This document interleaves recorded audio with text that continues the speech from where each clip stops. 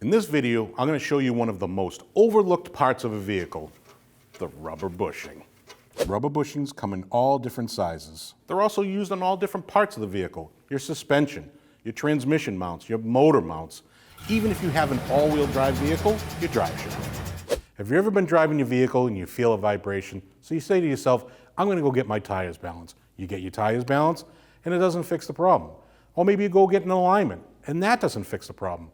A bad bushing can cause a vibration. Let me show you what a bad bushing looks like.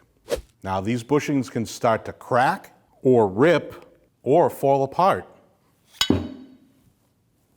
That's not good. If your bushing gets that bad, then you really have to take a look to see if it has caused any other damage. Is the part cracked? Is the part bent? If it's a press-in bushing, is the bushing going to get pressed into that area correctly?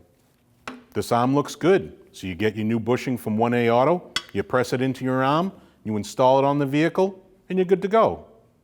But what happens if that arm is bent or cracked? I'm going to show you. You get a new bushing that's pressed into a new arm from 1A Auto. But keep in mind, if you're just going to buy the bushing, it is going to entail renting special tools. When you can save time and just buy the arm with the bushing already installed.